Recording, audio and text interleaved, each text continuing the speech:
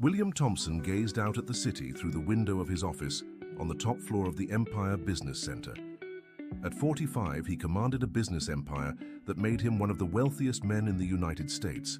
But the privileged view of the metropolis no longer brought him the same satisfaction it once had.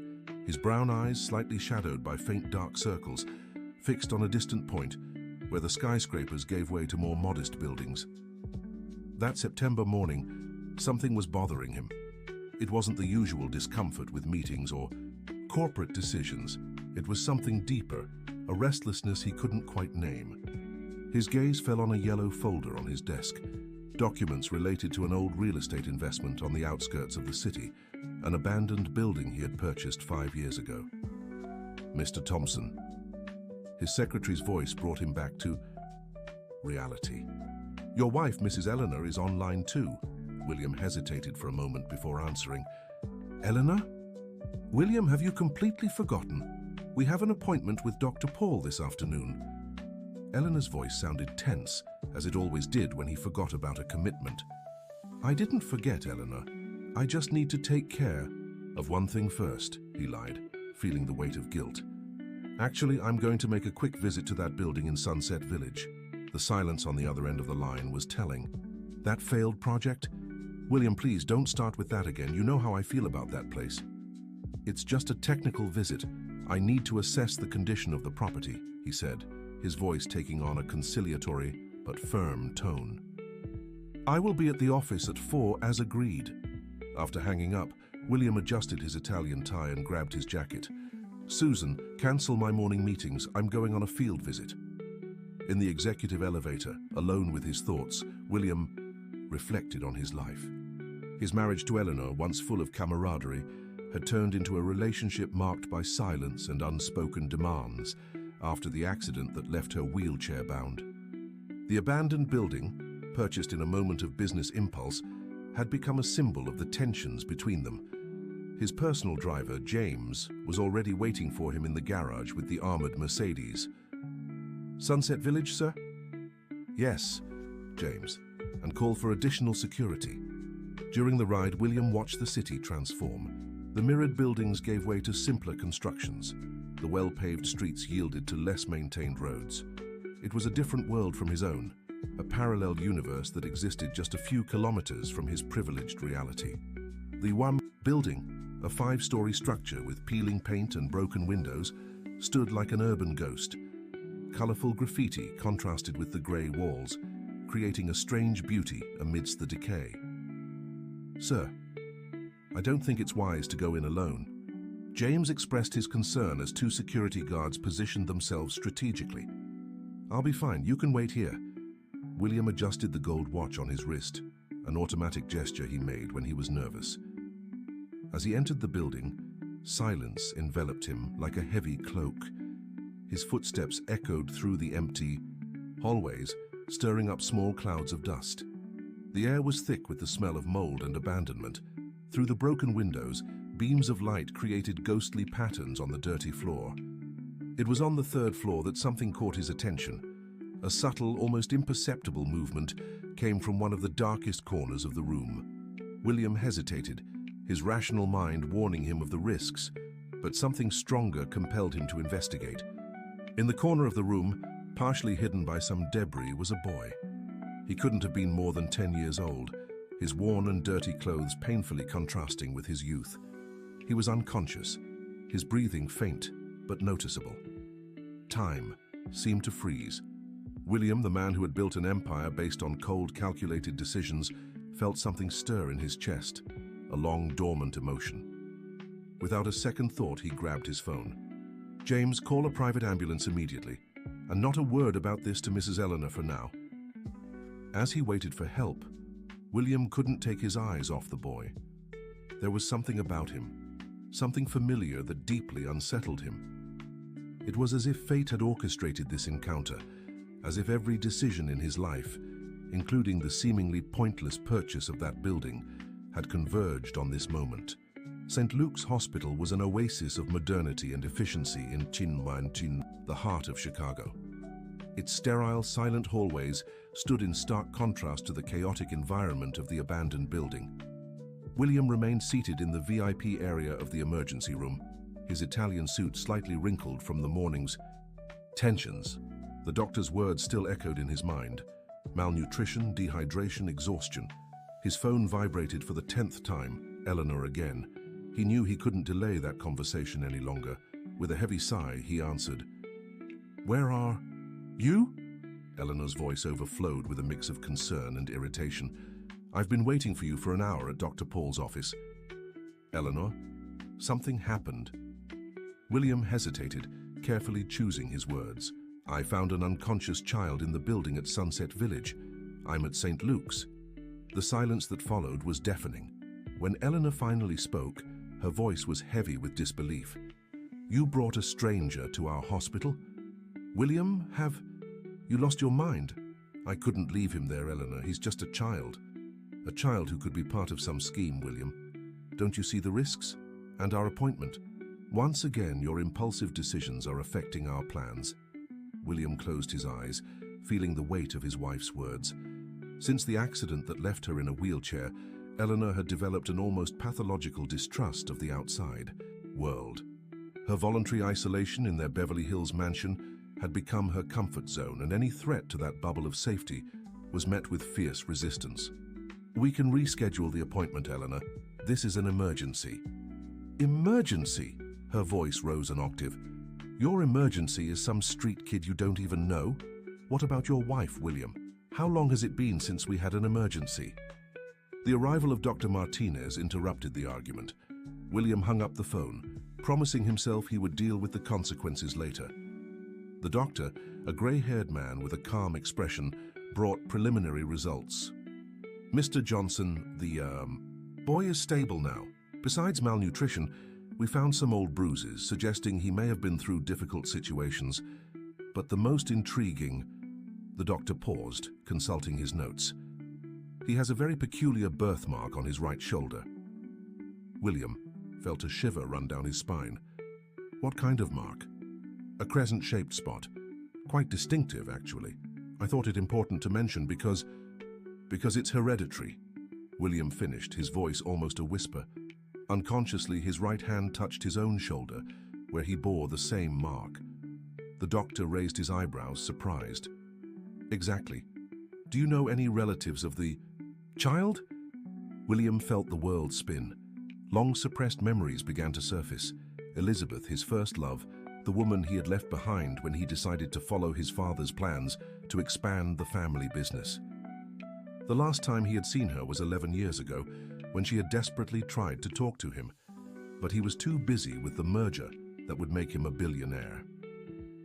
"Dr. Martinez, I need complete discretion in this case." William ran his hand through his hair, a nervous gesture he rarely allowed himself. "And I need more information about this boy. Age, any documents, any clues about his origin." "He's conscious now, Mr. Johnson. Perhaps you'd like to speak with him."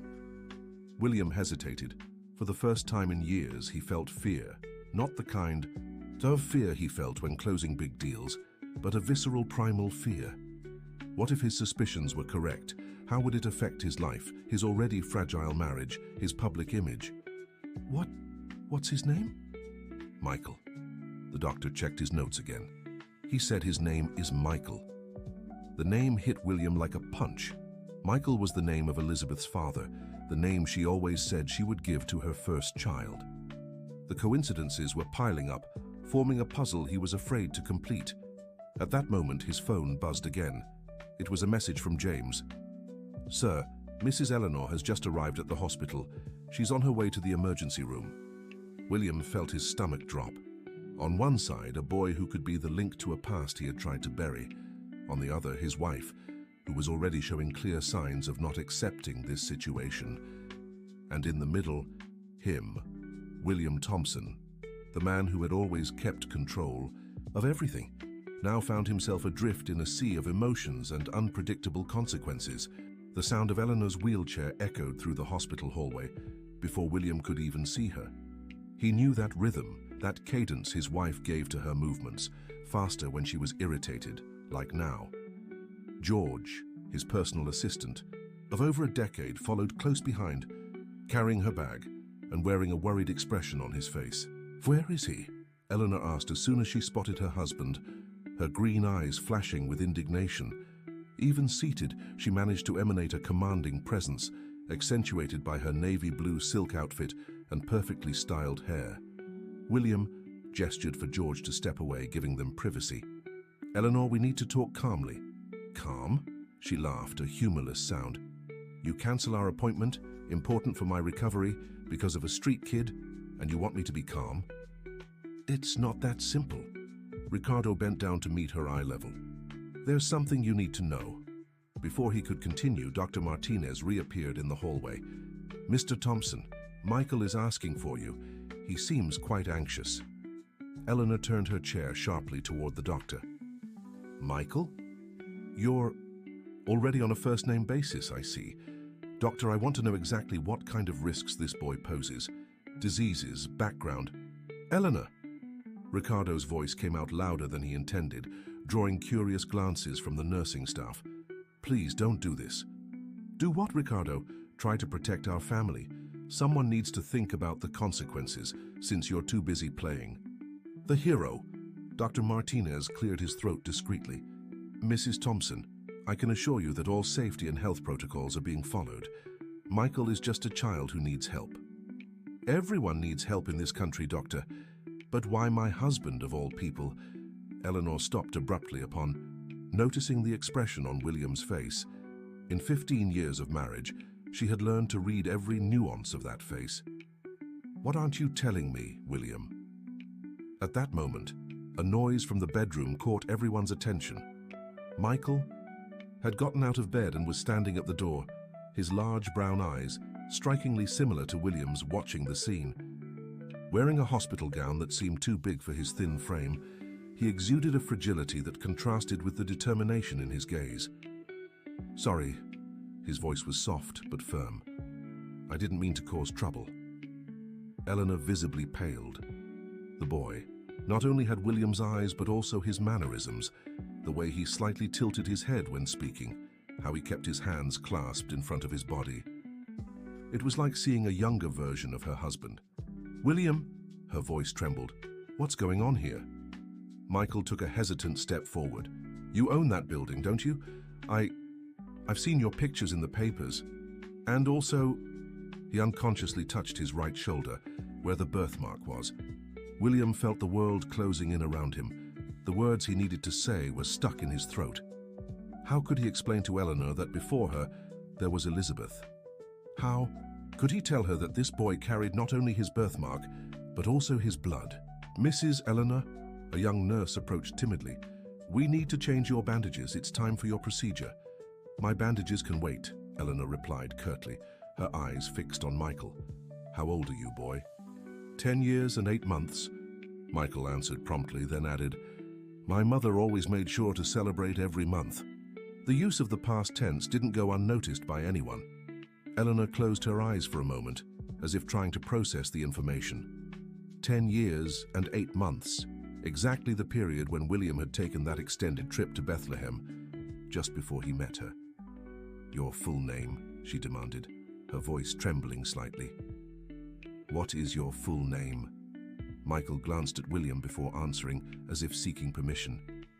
"Michael Johnson. My mother was Elizabeth Johnson." The silence that followed was deafening. Eleanor placed her hands on the wheels of her chair, slowly turning it to face her husband. Her eyes, usually so composed, overflowed with a mix of sorrow, anger, and disbelief. "So that's why you bought that building?" Her voice was barely a whisper. "You knew? All this time? You knew?" The living room of the Thompson mansion was engulfed in a heavy silence. Through the large windows, the afternoon sun cast long shadows over the Italian-designed furniture and carefully curated artwork. Eleanor was positioned near the window, her wheelchair facing the immaculate garden, while William stood by the fireplace, where photos of the couple in happier times now seemed to mock the situation. "You're going to tell me everything," Eleanor finally said, her voice controlled but laden with emotion. "From the beginning." William loosened his tie, feeling the weight of the last few hours. Michael was safe at the hospital, under the care of the medical team and the discreet watch of private security. Now it was time to face the consequences of a past he never imagined would catch up to him. "I met Elizabeth in Bethlehem during the company's expansion into the Midwest," he began, his voice low and thoughtful. "She was a music teacher at a social project. We met when I visited a school where we planned to implement a corporate social responsibility initiative." Eleanor slowly turned her chair to face him. "Go on." "It was an intense but brief relationship. My father was pushing for the merger with the Almeida Group, and I made a choice. I chose the company, the empire he wanted me to build." William ran his hand through his graying hair. "I ended things with Elizabeth and returned to Chicago. 2 weeks later, I met you." "And she never told you about the son?" Eleanor's voice now carried a note of disbelief. "She tried." The confession came out like a painful sigh. "About a month after I returned, she tried to reach out several times, but I was in the middle of the merger negotiations. Ignored her calls, her emails. I asked my secretary to block any contact from her." "My God, William." Eleanor brought her hands to her face. "How could you?" "I was a different person, Eleanor. Arrogant, focused only on success, on numbers." He moved closer to his wife, but she raised a hand, keeping him at a distance. "Then I met you, we fell in love, and that part of my life seemed to disappear." "And the building? Why did you buy that specific building?" William closed his eyes for a moment. "It was where Elizabeth taught music. When it went up for sale 5 years ago, something drove me to buy it. Maybe some part of me knew or wanted to keep a connection to that time." "A connection?" Eleanor laughed bitterly. "You kept a connection to your former lover through a real estate investment while I struggled to recover from the accident. While I begged you to pay more attention to our marriage." "Eleanor, that's not fair." "Fair?" Her voice rose.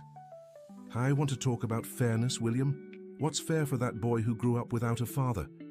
What's fair for me who dedicated 15 years of my life to a man who kept a secret this big?" The sound of the doorbell interrupted the argument. George, the assistant, quietly entered the room. "Sir, the private investigator has arrived with the information you requested." William nodded. "Send him in." The investigator, a middle-aged man with a serious expression, carried a thick folder. "Mr. Thompson, ma'am," he greeted, "I've managed to uncover the full story of Elizabeth Johnson and the boy." Eleanor adjusted her posture in the chair. "Then tell us, where is this woman who kept my husband's secret so well?" The investigator exchanged a hesitant glance with William before continuing. "Elizabeth Johnson continued her social work after the birth of her son. She kept up with the music lessons, raised Michael on her own, always refusing help from those who tried to bring her closer to William Thompson. According to neighbors and friends, she said her son deserved more than handouts from an absent father." William felt each word like a stab to the heart. 3 months ago, the investigator went on, "she fell seriously ill. Without the means for proper treatment, He paused, choosing his words carefully. "She didn't make it. Michael was initially left in the care of a neighbor, but he eventually ran away. Apparently, he found out about William through old news articles and photos his mother had kept. The boy spent the last few weeks living in the abandoned building, watching from afar the empire of the father he never knew." Eleanor closed her eyes, silent tears streaming down her face. As much as she wanted to hold on to her anger, her indignation, she couldn't ignore the tragedy of that story. "And now?" she asked, her voice almost a whisper. "What do you intend to do, William?" Before he could answer, George reappeared in the room, his usually impassive face showing signs of concern. "Sir, Mrs. Eleanor, the hospital just called." Michael disappeared from the room. The news of Michael's disappearance struck the Montero mansion like a bolt of lightning. William immediately began making calls, mobilizing his security team and contacts within the police. To everyone's surprise, it was Eleanor who remained calm and clear-headed during the crisis. "He must have gone back to the building," she said, her firm voice cutting through the commotion in the room. "It's the only place he knows, the only place where he feels safe." William paused mid-call, looking at his wife with a mix of surprise and gratitude. How can you be so sure? Because it's what I would do, Eleanor replied, moving her chair closer to her husband. When we feel lost, we return to where our story began. And his story so far is in that building. The sun was already setting when the Montero family's convoy arrived at Sunset Village. To William's astonishment, Eleanor had insisted on coming, along something she hadn't done in years. George brought the portable ramp that would allow her to access the building's ground floor. "Ma'am, I don't think it's wise," George began, but Eleanor interrupted him with a gesture. "That boy is scared, George. He doesn't need more men in suits chasing him. He needs to understand he has a family now." William watched his wife with a new perspective. Amid the crisis, Eleanor displayed a strength he hadn't seen since before the accident. It was as if the situation had awakened something dormant within her. The building looked different in the twilight, its elongated shadows creating mysterious shapes on the graffiti-covered walls. The security team wanted to conduct a full sweep, but Eleanor intervened once more. "William, go alone," she suggested, adjusting the blanket over her legs. "He needs to trust you." In the abandoned lobby, William hesitated. The last rays of sunlight filtered through the broken windows, partially illuminating the space. That's when he noticed something unusual, small pieces of colored paper forming a trail leading toward the stairs. Following the papers, William climbed to the third floor where he had first met Michael. The trail led him to a room he hadn't noticed before. Upon entering, he stopped, stunned by what he saw. The room had been transformed. On the walls, dozens of newspaper and magazine clippings formed a mosaic of his own life. Photos of him at business events, headlines about his ventures, articles about his charitable works. In one corner, protected from the rain coming through the broken window, there was a cardboard box with a few belongings, an old guitar, notebooks, and a crumpled photo of Elizabeth smiling as she hugged a younger Michael. "Mom kept everything. About you." Michael's voice came from a dark corner of the room. "She said one day I'd understand." William felt his heart tighten. "Michael, she never spoke badly of you," the boy continued, stepping out of the shadows. "She just said that sometimes people make hard choices, that you had chosen a different path." "I'm sorry." William took a step toward his son. "I'm sorry I wasn't there for not listening to your mother when she tried to tell me for all these years." "Why did you buy this building?" Michael asked abruptly. "Mum was so sad when she found out it had closed. She taught music here for years." "I didn't know," William replied honestly. "Or maybe I did, somewhere deep inside. This place where it called to me in a way I couldn't understand." Michael approached the window, watching the activity below. "Did your wife come too?" "Yes. In fact, she was the one who guessed you'd be here." The boy seemed surprised. "But she hates me." "No, Michael. She's scared like all of us. Big changes like this scare people. But Eleanor is an incredible woman. You'll see." William stepped closer. "You don't have to be alone anymore, son." The word son made Michael turn abruptly, his eyes glistening with held-back tears. "Do you really want to be my father? After all this time?" "I want to try. If you give me a chance." William extended his hand. "And we can start by bringing life back to this place. Your mother loved teaching music here, didn't she? Maybe we can do something in her memory." Down below, Eleanor watched the lit window on the third floor. George had improvised an awning to shield her from the light drizzle that had begun to fall. In her lap, she held the investigator's folder, open to a photo of Elizabeth playing the piano surrounded by smiling children. "She was an extraordinary woman," Eleanor murmured to herself. "She raised that boy alone, with dignity, never using the Montero name." At that moment, she saw two figures coming down the stairs, William and Michael side by side. The boy carried the box with his belongings and the old guitar. When they reached the ground floor, Michael stopped upon seeing Eleanor. To everyone's surprise, it was she who broke the silence. "Do you play the guitar like your mother?" Michael nodded timidly. "Good," Eleanor smiled, a genuine smile that lit up her tired face. "Because we have a piano at home that's been silent for far too long." The Thompson mansion felt different that day. For the first time in years, the sound of a guitar echoed through the luxurious halls, blending with the bird song in the garden. Michael, sitting on the floor of the music room, strummed the strings gently, while Eleanor watched him from her chair near the grand piano that had remained closed for so long. "Did your mother teach you that song?" Eleanor asked, recognizing the familiar melody. "Yes," Michael replied, his fingers pausing on the strings. "It's the first song she taught me. She said it was special because it's about new beginnings," Eleanor finished, surprising the boy. "I knew that song too. I used to play it a lot after my accident, when I still believed I'd walk again." A thoughtful silence hung between them. After 3 days in the mansion, Michael was beginning to understand the different kinds of silence that existed there. The tense silence between William and Eleanor, the respectful silence of the staff, and now, this new silence, heavy with memories and possibilities. "Why did you stop playing?" Michael asked, his childish curiosity breaking the protocol the staff had been trying so hard to teach him.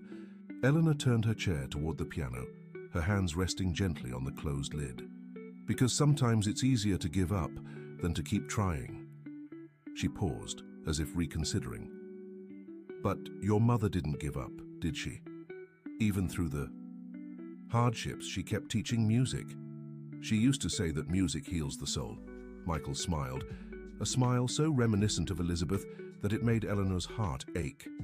William appeared at the living room door, already dressed for work, but hesitated when he saw the scene. Over the past few days, he had rearranged his entire schedule to spend more time at home, trying to build a bridge with the son he barely knew and regain the trust of the wife he had hurt. "Good morning," he said softly, not wanting to break the moment. "Michael, George is going to take you to see your new school today." The boy nodded, carefully storing the guitar in its worn case. Eleanor noticed the care with which he handled the instrument. It was clearly more than just an object. It was a connection to his mother. "William," she called before he left, "we need to talk about the building." "Eleanor, I don't think this is the right time." "It's exactly the right time," she interrupted, her voice firm but gentle. "Michael, sweetheart, would you mind giving us a minute?" The boy left the room, taking the guitar with him, while William approached his wife with a wary expression. "I want to renovate the building," Eleanor announced, surprising her husband. "Not for offices or apartments, but to turn it into a music school, in memory of Elizabeth." William sat down on the piano bench, stunned. "Eleanor, are you sure? You always hated that place. I hated what it represented. Your secrets, your impulsive decisions, but now," she glanced in the direction where Michael had gone, "now it represents something different. A chance to do something meaningful. But the costs, the bureaucracy..." "William," Eleanor turned her chair to face him directly. "You built a financial empire, but what will your true legacy be? Another office building, or a space that transforms, lives through music like Elizabeth used to do?" Before William could respond, they heard a noise coming from the hallway. When they arrived, they found Michael talking to Amanda, the housekeeper, while holding a newspaper. "Mr. Thompson," Amanda seemed embarrassed. "I tried to stop him from seeing..." Michael handed the newspaper to his father. In the gossip column, a bold headline: "Secret heir to the Thompsons? Sources confirm billionaire has taken in son of former lover." William felt his blood run cold. He had hoped to keep the situation discreet for longer, to protect Michael from media exposure.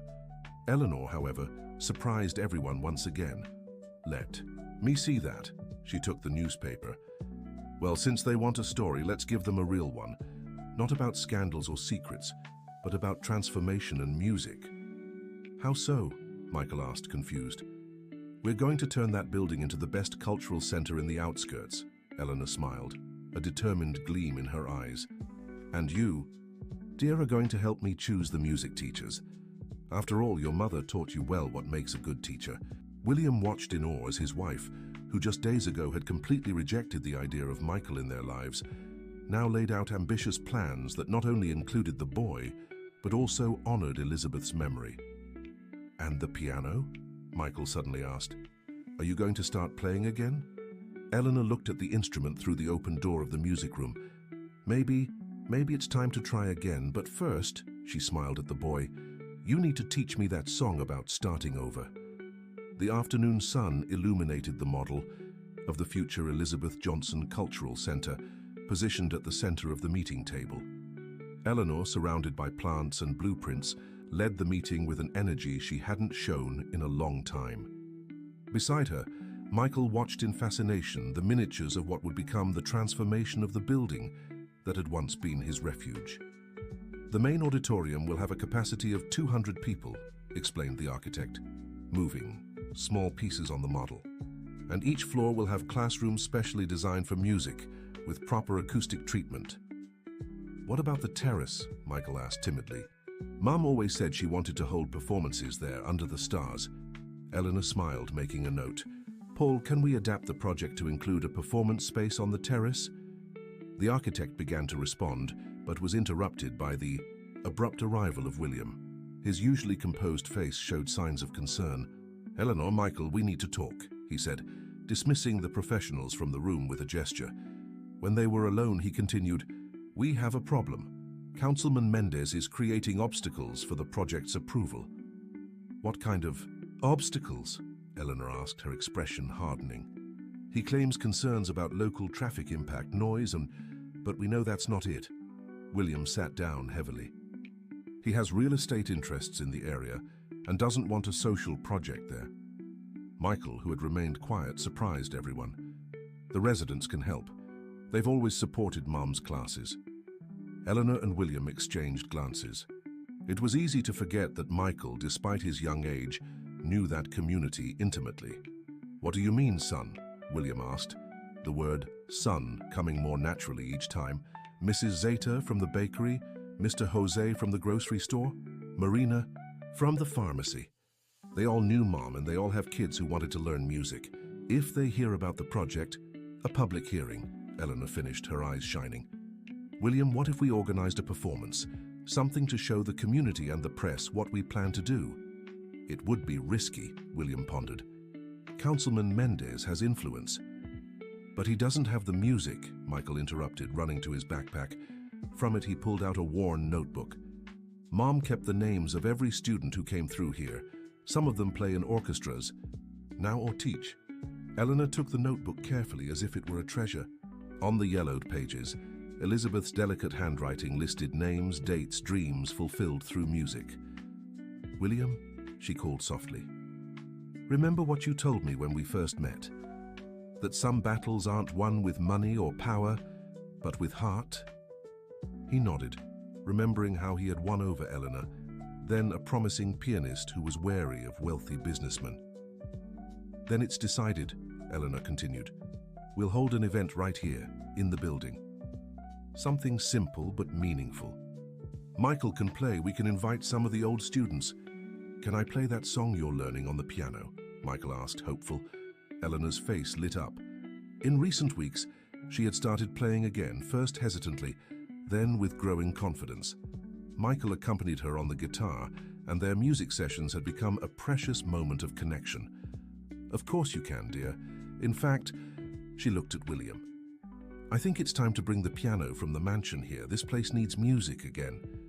William watched his wife and son, amazed by the transformation in both of them. Eleanor, who once rarely left the house, was now diving headfirst into this project. Michael, the shy boy they had found in the abandoned building, was blossoming every day. I'll call the press office, he decided. If we're going to do this, we'll do it right. Let Councilman Mendez try to stop an entire community from realizing their dream.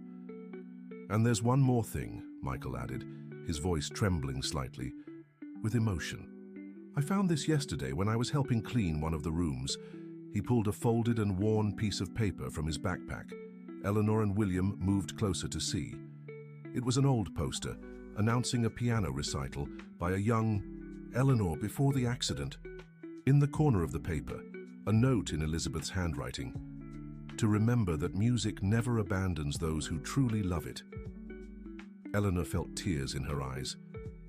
Your mother kept this. Michael nodded. She used to say you were an inspiration, that you played with your soul.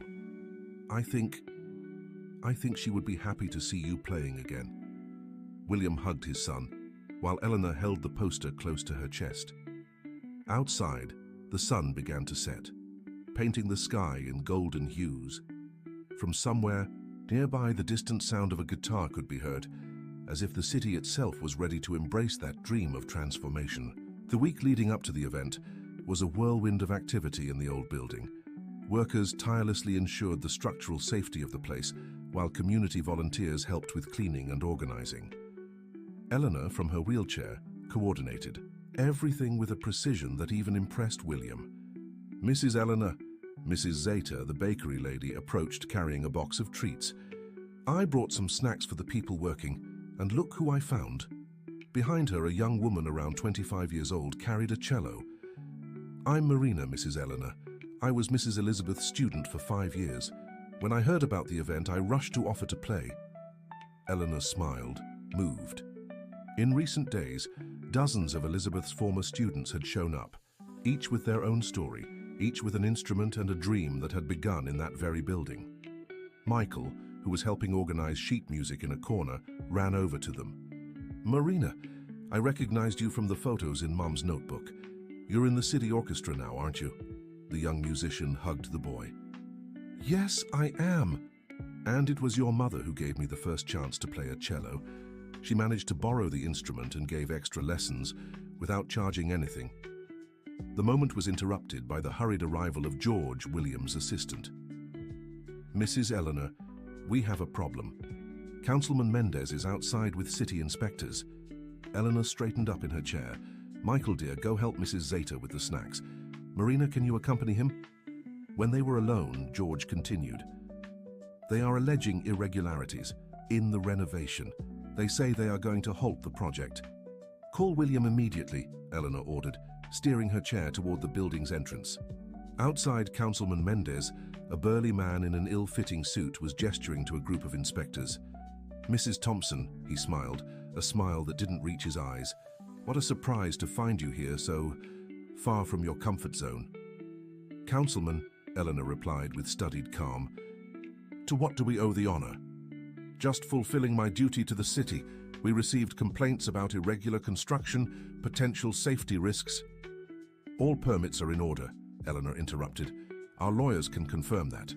"Ah, but there are always details that can slip through the cracks." He stepped closer to Eleanor's chair. "You know, Mrs. Thompson, this neighborhood has other development plans, projects more suited to the area's profile. How are your company's projects going?" William's voice sounded firm behind them. He had arrived quietly, accompanied by his lawyer. Councilman Mendez turned around, embarrassed. "William, my friend, I was just explaining to your wife—" "We are not friends, Councilman," William interrupted him. "And I suggest you think carefully before continuing with these intimidation tactics." At that moment, a soft melody began to echo from inside the building. Michael and Marina had started rehearsing, the sound of the guitar and cello intertwining in perfect harmony. Gradually, residents began to gather, drawn by the music. "Councilman," Eleanor called softly, "have you met Elizabeth Johnson?" The question seemed to disarm him. The music teacher, vaguely. She believed that music could transform lives. And you know what? She was right. Eleanor gestured toward Marina, who was now playing with her eyes closed, completely immersed in the music. "That young woman there is one of her students. Today she plays in the city orchestra. How many other Marinas are there in this neighborhood, waiting for an opportunity?" The group of people around them had grown. Some recognized the music. It was a composition by Elizabeth, which she used to play at community events. "This place," Eleanor continued, her voice filled with emotion, "is not just a building.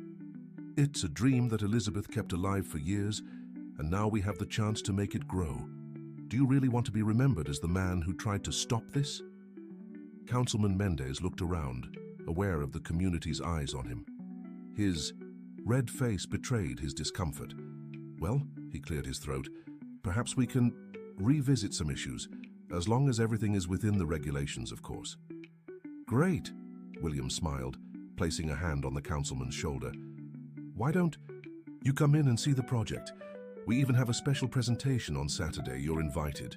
When the councilman and the inspectors finally left, Eleanor let out a sigh of relief. William knelt beside her chair. "You were amazing," he whispered. "I learned from our son," she smiled, looking at Michael, who was now teaching some chords to the neighborhood children. Sometimes music speaks louder than any threat. Inside the building, preparations continued. The piano that once adorned the Johnson mansion had arrived that morning, and its imposing presence in the main hall seemed to awaken the place from a long slumber. On the terrace, volunteers were setting up lights for the presentation under the stars that Michael had always dreamed of. The sunset painted the Chicago sky with pink hues as the first people began to arrive at the Elizabeth Johnson Cultural Center. The building, illuminated by hundreds of small lights, seemed to breathe new life. In the entrance hall, a large portrait of Elizabeth smiled at visitors, surrounded by old photographs of her music classes. Eleanor, wearing an elegant navy blue dress, watched the activity from her wheelchair positioned near the piano in the main hall. Her hands trembled slightly. It would be the first time in years that she would play in public. "Are you nervous?" Michael asked, approaching with his guitar. He was wearing a new suit, a gift from William, but kept his hair slightly disheveled, just the way his mother used to wear it. "A little," Eleanor admitted, smiling at the boy who, in such a short time, had become such an important part of her life. "But you know what? It's a good kind of nervousness." The hall began to fill up. Quickly. Former students of Elizabeth, neighborhood residents, business people, journalists, and even Councilman Mendez, who seemed out of place in his new suit, occupied the chairs. William, on the makeshift stage, adjusted the microphone. "Good evening, everyone," his deep voice echoed through the room. "Today we are not just inaugurating a cultural center. We are celebrating a dream that began many years ago, through an extraordinary woman who believed in the transformative power of music." In the front row, Mrs. Zeta discreetly wiped away tears, while Marina, with her cello, smiled with emotion. On the walls, projections showed moments from Elizabeth's old classes, retrieved from the community archives. "This place," William continued, "will be more than a cultural center. It will be a space for encounters, opportunities, and transformations. And nothing could be more fitting than to start this evening with a special performance." Eleanor took a deep breath when William announced her. Michael pushed his chair up to the piano, positioning himself beside it with his guitar. For a moment she closed her eyes, letting the memories flow. The Sunday mornings playing the piano, the accident, the years of musical silence, and then Michael bringing music back into her life. Her fingers touched the first notes of Elizabeth's composition, the same song Michael had taught her weeks ago. The boy's guitar joined in perfect harmony, and soon Marina's cello joined them, creating a melody that seemed to carry all the stories, all the hopes of that place. Midway through the performance, something unexpected happened. Other instruments began to join in, a saxophone here, a violin there, a flute in the background. They were Elizabeth's former students, each contributing their part to the music. Their teacher had composed. William, watching from the side of the stage, felt his heart swell as he saw his wife playing again, her eyes shining with a joy he hadn't seen in a long time. Beside her, Michael radiated happiness, his fingers dancing over the guitar strings with the same grace his mother had once shown. The music grew, filling every corner of the building, escaping through the windows and reaching the streets of the neighborhood. People passing by stopped to listen, drawn by the melody that seemed to carry the spirit of renewal for the place. When the last note echoed through the hall, there was a moment of reverent silence before the audience erupted in applause. Eleanor and Michael embraced, silent tears streaming down their faces. Marina and the other musicians joined them on stage, forming a scene that no one present would ever forget. "That was amazing," a young voice shouted from the audience. Auntie was a girl of about 10, her eyes shining with admiration. "I want to learn to play like that too." Eleanor smiled, motioning for the girl to come closer. "What's your name, sweetheart?" "Maria," she replied timidly. "Well, Maria, lessons start next week. This place is yours now too." Councilman Mendez, visibly moved, approached William. "Thompson, I was wrong. This project, it's exactly what the neighborhood needed." On the terrace, where the second part of the event would take place, stars began to twinkle in the Chicago sky. Decorative lights transformed the space into a magical garden, while tables with Mrs. Zeta's treats were being prepared for the guests. Michael, still on stage, took the microphone. His voice, usually shy, sounded clear and confident. "Mom always said that music has the power to build bridges between people. Today, looking at all of you here, I know she was right. This place is no longer an abandoned building. It's a place where dreams can grow, just like mine did." Eleanor held William's hand, who had knelt beside her chair. "He's just like her, isn't he?" she whispered. "Yes," William replied, his voice choked, "and just like us too. The best part of each of us." 6 months had passed since the inauguration of the Elizabeth Johnson Cultural Center. The once abandoned building now pulsed with life from Monday to Sunday. In the mornings, the sound of instruments being tuned blended with the lively voices of children arriving for their classes. In the afternoons, performances and rehearsals filled the hallways with melodies. And in the evenings, the terrace, with its view of the Chicago skyline, hosted performances under the stars. Eleanor had transformed the room that was once her solitary refuge in the mansion into a shared office, where she and Michael spent hours planning new projects for the cultural center. Her wheelchair, once a symbol of limitation, now glided through the center's hallways with purpose and determination. Mrs. Eleanor.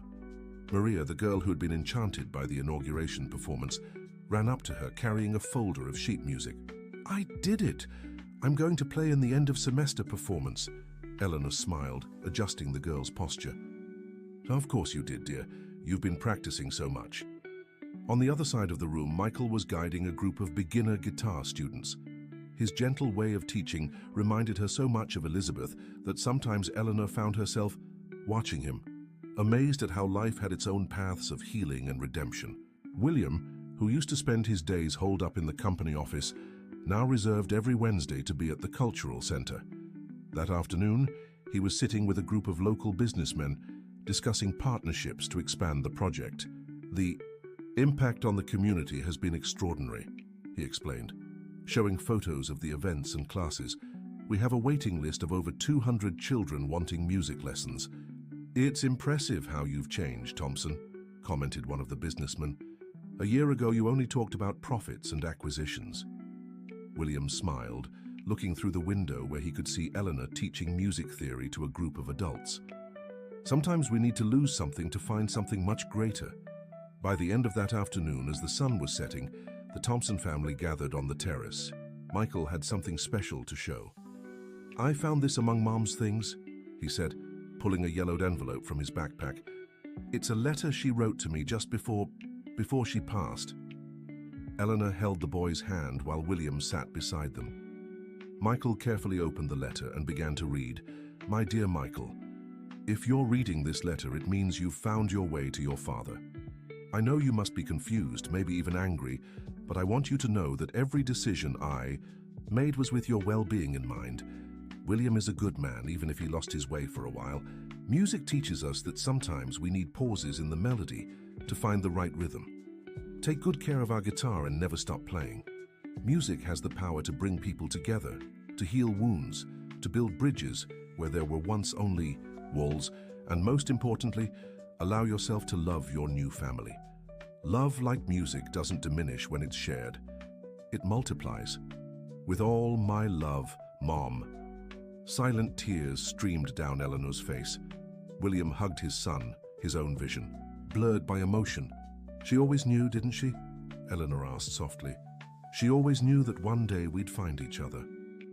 "Mom used to say that life is like a grand symphony," Michael replied, carefully putting the letter away. "Each person is a different instrument, but together we create something greater than ourselves." From downstairs, the sound of the community choir rehearsing drifted up. Marina, now a teacher at the cultural center, led the group in a new composition, a song about new beginnings and hope. "You know," Eleanor remarked, gazing at the city stretching out before them, I think I finally understand what Elizabeth meant about the power of music. It's not just about notes and melodies. It's about connection, about healing, about finding harmony even in differences. William took his wife's hands, kissing them gently. And it's about family, not just the one we're born into, but the one we choose to build. Michael picked up his guitar, softly strumming the chords of the song his mother had composed, the same one that was now the unofficial anthem of the Beatriz Santos Cultural Center. Eleanor joined him in the chorus, her voice blending with the melody of the guitar. Down below, the city lights began to flicker on, creating an urban constellation that rivaled the stars emerging in the sky. The Beatriz Santos Cultural Center shone like a beacon of hope in the neighborhood, a living testament to how love, music, and the courage to start over can transform lives. And so on that terrace under the starry sky of Chicago, the Thompson family, no longer defined by blood or last name, but by choices and love, continued to write their own symphony, a melody of redemption, forgiveness, and new beginnings that would echo for generations to come.